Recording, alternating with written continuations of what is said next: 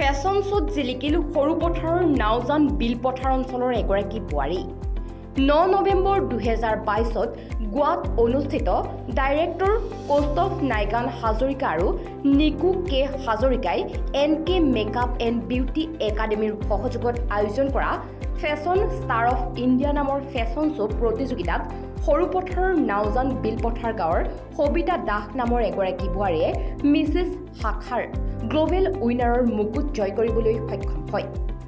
এই প্ৰতিযোগিতাৰ বিচাৰকৰ আসনত আছিল বলিউডৰ জনপ্ৰিয় অভিনেত্ৰী আৰাধনা শৰ্মা আৰু সাংস্কৃতিক জগতৰ অভিজ্ঞ ব্যক্তি প্ৰাঞ্জল চেতিয়া। গোৱাত গৈ অতিকৈ পিছপৰা নাওজানৰ পৰা এগৰাকী বোৱাৰীয়ে খিতাপ লাভ কৰাত আনন্দিত হৈ পৰিছে নাওজান অঞ্চলবাসী। বুধবাৰে বিজয়ী সবিতা দাসৰ গৃহত বিভিন্ন অনুষ্ঠান প্ৰতিষ্ঠানৰ লোক উপস্থিত হৈ তেখেতক আদৰণি আৰু অভিনন্দন জনায়। ছাৰ, মই গোৱাত গ্লোবেল ইণ্ডিয়া শ্ব'ত মই ফেশ্বন ষ্টাৰ অফ ইণ্ডিয়া শ্ব'ত মই গ্লোবেল ইণ্ডিয়া উইনাৰ হ'বলৈ সক্ষম পাইছোঁ।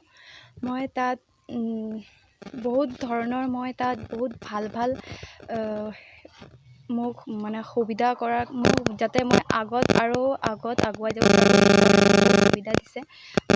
ইয়াৰ পিছত মই এতিয়া যদি মই ৰেম্প কৰিব বিচাৰোঁ, মই এটা নৰ্থ ইষ্ট বা কিবা বেলেগ ভাল হ'লে মই তাত পাৰ্টিচিপেট কৰিব পাৰিম।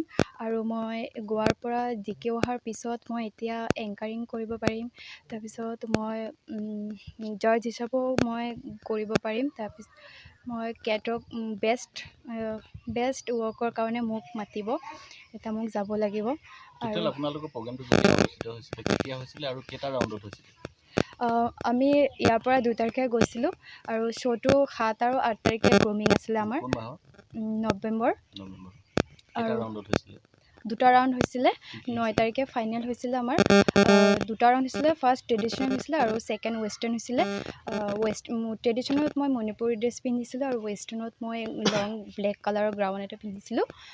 2টা ৰাউণ্ড হৈছিলে। আপুনি যেতিয়া বিজয়ী হ'ল কেনেকুৱা লাগিছে অনুভৱ? মই যেতিয়া উইনাৰ হৈছিলোঁ তেতিয়া মোৰ বহুত ভাল লাগিছে। মই তাত গৈ মই ভবাই নাছিলোঁ যে ইমান ডাঙৰ এটা প্লেটফৰ্ম পাইছোঁ আৰু মই তাত উইনাৰ হ'ম বুলি আশা কৰি গৈছিলোঁ যে মই তাত গৈ পাম, কিন্তু মানে ইমান ধুনীয়া এটা মই পাম বুলি আশা নকৰিছিলোঁ, কিন্তু মই পাই বহুত মোৰ ভাল লাগিছে। তাত মই গৈ পেলাই প্ৰাউড ফিল কৰিছোঁ। কিমান দিনৰ পৰা জড়িত হৈ আছে এই ফেশ্বন শ্ব'ৰ লগত? মোৰ এইটো বেছি দিন হোৱা নাই, 1 year হৈছে। ইয়াত আপুনি যিহেতু নাওজান অঞ্চলটো বহুত পিছপৰা, গতিকে ইয়াত কাৰ যোগেদি আচলতে আপুনি আগবাঢ়িবলৈ সক্ষম? ঘৰৰ সকলো মানুহে মোক ছাপোৰ্ট কৰিছে। মোৰ হাজবেণ্ডে মোক বহুত ছাপোৰ্ট কৰিছে। মই ফাৰ্ষ্ট টাইম সৰুপথাৰ শ্ব' কৰিছিলোঁ। পলাশী মেম অৰ্গেনাইজ কৰিছিলে আৰু তাতে নিকু মেম জাজ আছিলে। মই সৰুপথাৰ BMP পাৰ্লাৰ মই যেতিয়া বিউটিচিয়ান কোৰ্চ কমপ্লিট কৰিবলৈ মই গৈছিলোঁ, তাত মই ক'ব গ'লে মই BMP পাৰ্লাৰ গৈছোঁ কাৰণেই মই সৰুপথাৰ শ্ব'টো কৰিবলৈ মই চান্স পাইছোঁ।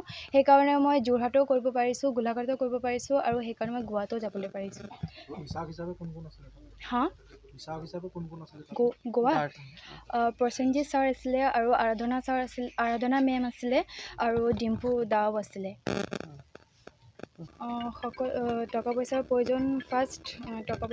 প্ৰয়োজনটো বেছিকৈ আহে আৰু মই যেতিয়া গোৱালৈ যাম বুলি ভাবিছিলোঁ তেতিয়া মই যাম বা এনেকুৱাও হৈছিলে মই যোৱা হ'ব বুলি মই কেতিয়াও ভবা নাছিলোঁ, কিন্তু হাজবেণ্ডে ইমান মোক ছাপোৰ্ট কৰিছে আৰু ইমান হেল্প কৰিছে যে তুমি যোৱা, তুমি যেনেকৈ হ'লেও তুমি যোৱা, তুমি বিজয়ী হৈ অহা আৰু মোৰ হাতত নাথাকিলেও মই কিবা এটা এৰেঞ্জ কৰি হ'লেও মই তোমাক পঠিয়াম গোৱাত।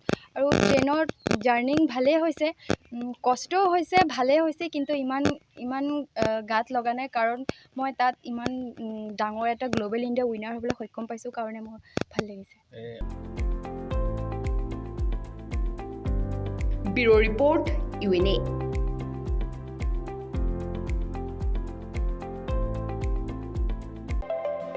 আপুনি যদি সুন্দৰকৈ নিজকে সজাব বিচাৰে তেন্তে আহক যোৰহাটৰ unisex salon and spa studio' 11লৈ।